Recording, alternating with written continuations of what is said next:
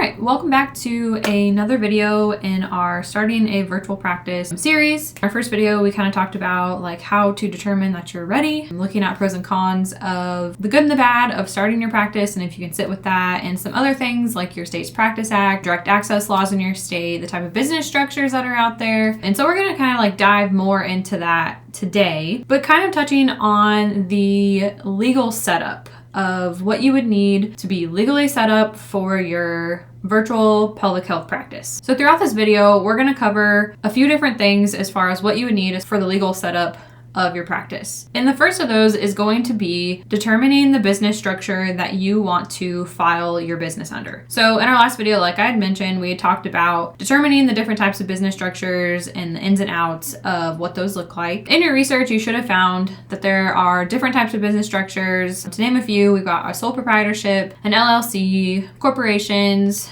all of that good jazz. When deciding which business structure to go with, keep in mind there are definitely differences between each of these business structures. For example, a sole proprietorship is going to be the cheapest way to get started, but it's going to put you at the highest risk of liability. If something were to happen, somebody were to file a lawsuit against you, because it doesn't separate your personal and your business assets from one another. So if you were to have a lawsuit take place against you as a sole proprietor, your personal assets would potentially be at risk for depletion if you had to pay any type of legal or lawsuit fees.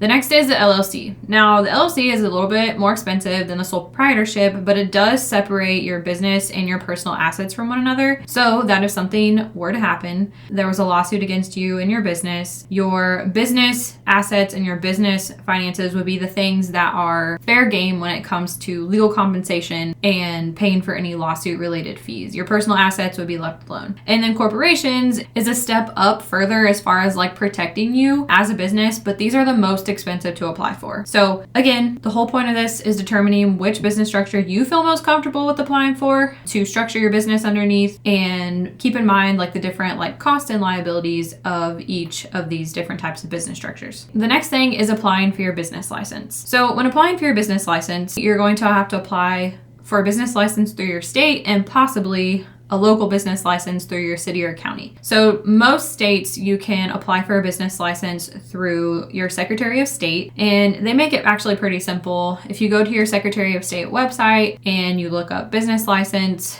there's usually prompts to get you through the process of applying for your business license. Now, the local business license for your county or your city may be a little bit different, and you may not have to apply for one at all, but my best advice to determine if you need a local business license is to just go ahead and contact your city or your county offices to determine the steps that you need to take if you do need to take them to apply for a business license locally. The next legal aspect of things in this portion of getting your business set up legally will actually like help you through the next steps that we talk about. And this would be applying for an employer identification number or your EIN. And you're going to want to do this through the IRS. And again, as a small business, go to your irs.gov website and type in business EIN, and more than likely you will be able to find easy step-by-step process that they walk you through to apply for your EIN. And in that same token, you could potentially have to apply for a state EIN if you're required to pay state taxes within that state. But again, go to your state's website, look up business EIN and see if there's anything specific. And if you can't find the information you're looking for, there is always the option to contact your state's taxation department to determine whether or not you actually need to apply for an EIN within your state. And like I said,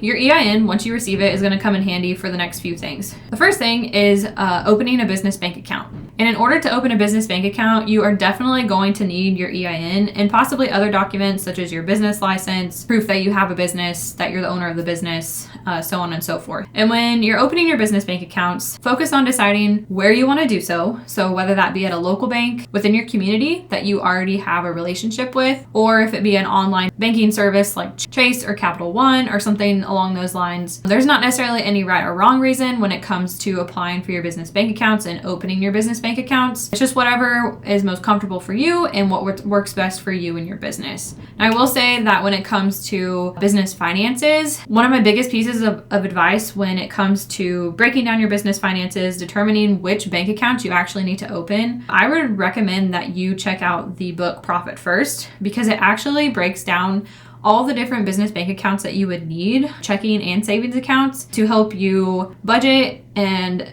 allocate your money each time that you receive payment. I'll go ahead and put a link in the description below to that book, Profit First. And I think like if you were to ask pretty much any entrepreneur in the business world when it comes to business finances, 9 times out of 10, you're going to get the recommendation of Profit First, just because it is such a smart, but also realistic way of allocating your business finances when you get paid. The second thing that you could potentially need your EIN for is when you decide on what payment processor you're going to use. So you have your business bank account set up, you're ready to put money into those bank accounts, but you need to figure out how you're going to receive money or take money. So this is determining your payment processor. And this could look something like using Stripe, Square, PayPal. Any of those options are great. And when looking into different payment processors, most if not all of them are going to have some type of payment processing fee, but this is not something that like you should get hung up on or worry about. Typically the fee is very minimal, and you can use the payment processing fees as a tax write-off because it's a software that you're having to use in order to receive payment. But again, having that EIN is super important for the payment processor aspect.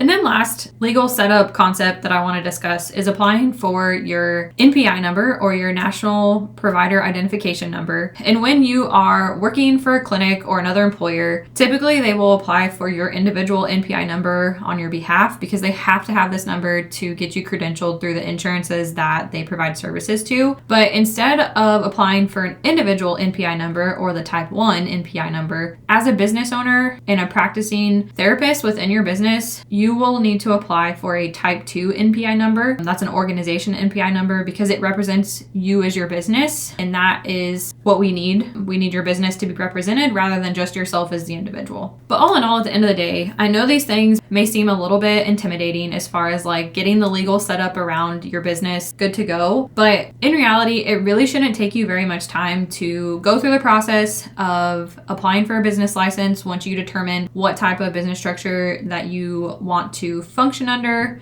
and feel most comfortable functioning under, as well as applying for your EIN, opening your business bank accounts, getting your payment processor set up, and then applying for your NPI number. I would say like if you are an action taker, you could probably get this done within a week or two and be well on your way to actually legally functioning as a virtual practice or a brick and mortar practice, whatever type of practice that you're hoping to start. I hope that you found this information helpful, and stay tuned for the following videos that are in this series. The next one, we're going to be discussing how to protect your practice and yourself in your practice, some of the liability things that you need to keep in mind, and how to make sure that you are protected. And then we'll move into the more fun stuff like the tech setup and all the things that you kind of need to actually function as your practice. But again, I hope this information was helpful, and if you enjoyed this video and if you found it helpful, please give it a like, subscribe to my channel, and I will see you guys in the next one.